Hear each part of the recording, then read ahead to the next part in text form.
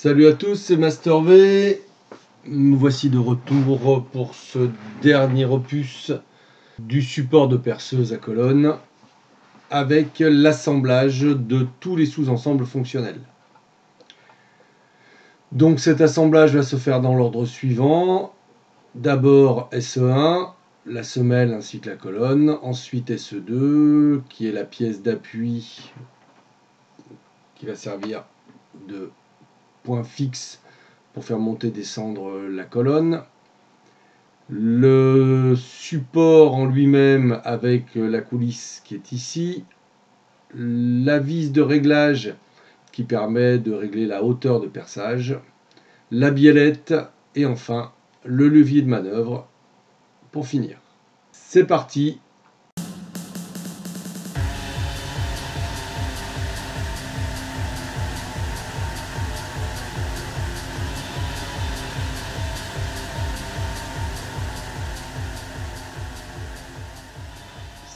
Ça y est, nous attaquons donc par nouveau assemblage. Ok. On va intégrer immédiatement la première partie, donc le premier sous-ensemble. Ouvrir. On s'en occupe pas. Voilà. Et comme d'habitude, je viens cliquer sur OK directement pour le positionner au centre de mon repère. Petit passage en perspective isométrique. Je suis bien positionné comme il faut. Ensuite, insérer un composant. Nous allons rentrer immédiatement le SE2. Le voici. Ouvrir. Il vient se mettre en position. Comme je l'ai construit le plus possible dans la bonne position d'utilisation, il est déjà orienté quasiment de manière idéale. Je vais donc pouvoir contraindre ce cylindre avec celui-ci. Voilà, je vais valider et je vais me demander à ce que cette face-là soit parallèle à celle-ci. Et je valide. Ensuite, je vais aller faire un petit tour sur mon plan d'ensemble pour visualiser la cote que j'ai positionnée sur mon plan d'ensemble ici, qui est de 314 sur cette pièce d'appui. Je reviens sur mon SolidWorks. Je viens positionner ici la distance de là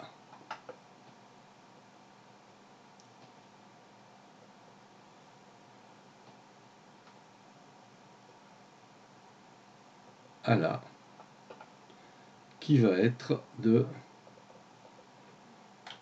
314 mm.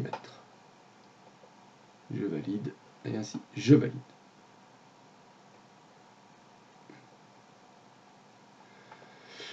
Ensuite, je viens insérer comme composant mon SE3 qui est ici. SE3 Master V, ouvrir. Voici. Qui va donc venir se situer en termes de contraintes sur un centrage long sur la colonne.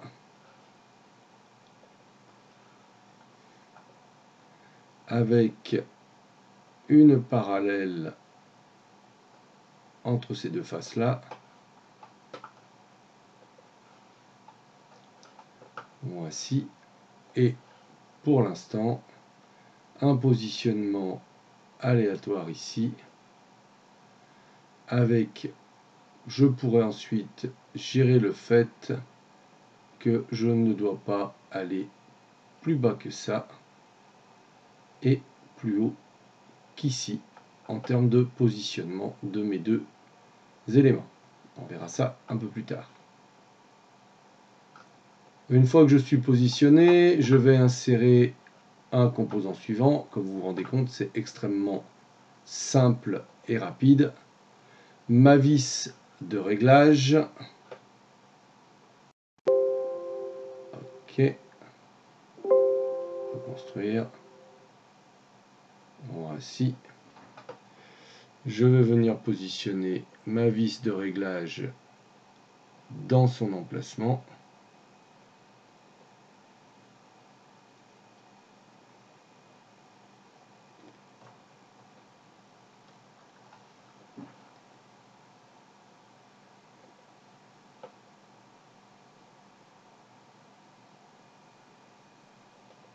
Voici. Et ensuite, je vais simplement, pour l'instant, la faire descendre ici.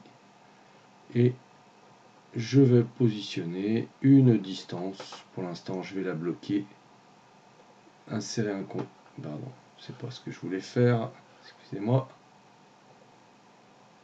Contrainte entre là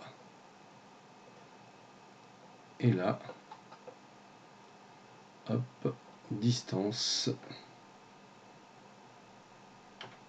35.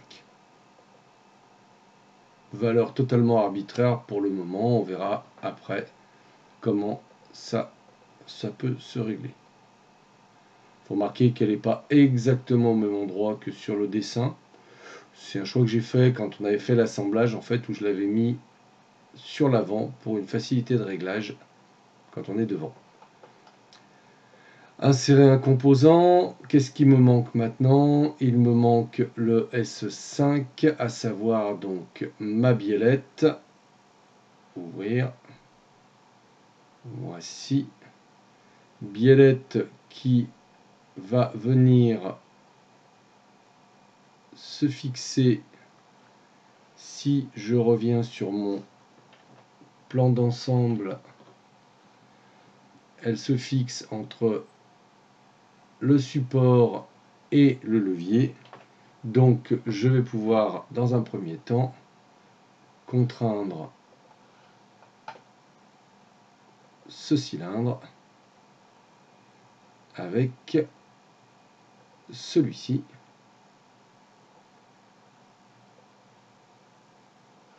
Voici qui est fait. Et ensuite cette face avec celle-ci. Voici. Quand on avait fait notre assemblage, on avait défini l'écart ici entre les deux pieds, la vis et la pièce, à l'épaisseur de la biellette. Donc elle rentre parfaitement à son emplacement. Je vais la faire pivoter pour la mettre dans la position où elle est censée aller. Voici. Il ne me reste plus qu'à insérer le levier.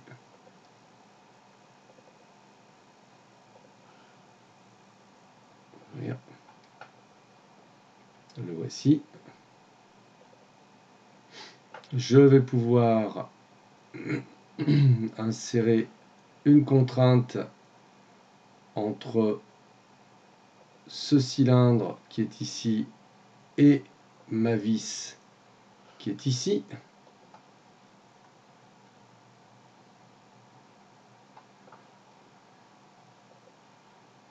L'idée. Et enfin, je vais pouvoir contraindre ma goupille qui est ici avec cette partie de ma biellette. Et enfin, cette face de ma biellette avec la face intérieure de mon levier. Voici, on se retrouve donc avec quelque chose qui ressemble à ceci, avec un petit bug de réglage, je pense, au niveau de la position de ma vis ici sur cette partie de montage. Je vais donc rendre mon SE3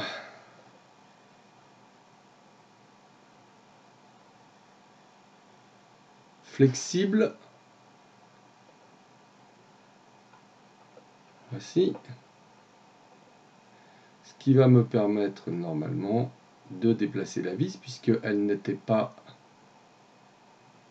totalement contrainte et de venir la plaquer ici, contrainte de ma vis.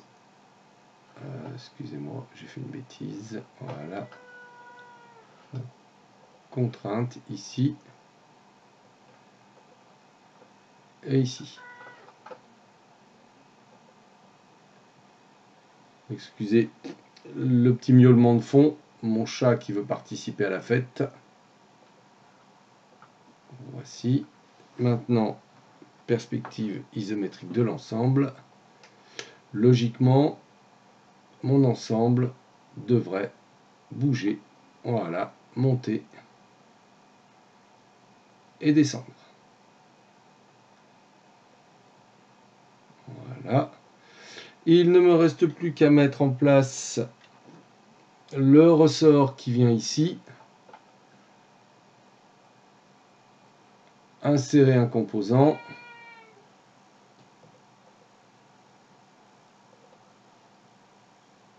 Le ressort. Ouvrir.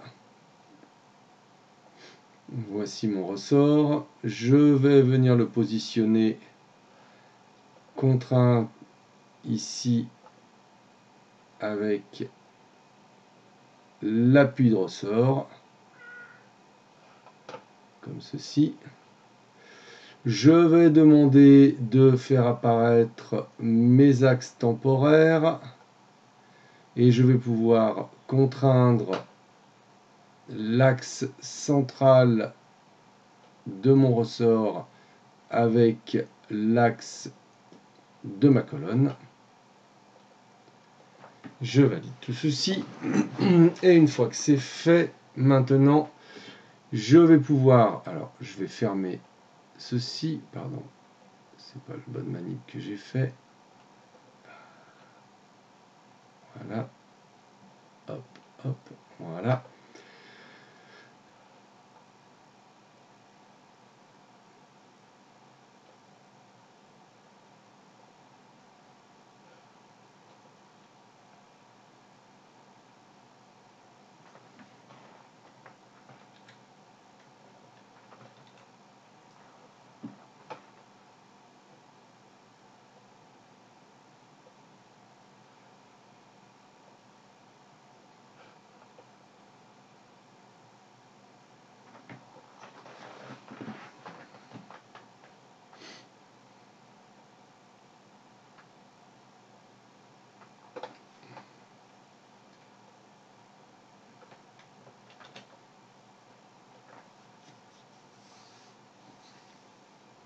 Voici mon support de perceuse totalement assemblé.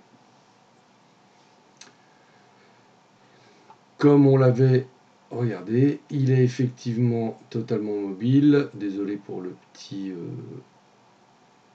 mise en place prismatique, ça vient de la puissance de ma machine qui est un petit peu faible par rapport à SolidWorks 2022-2023. Mais vous constatez que mon ensemble se déplace bien conformément à ce qui était prévu. Voilà, sur ce, je vous remercie, je vous souhaite une bonne fin de journée et à bientôt pour un prochain tuto.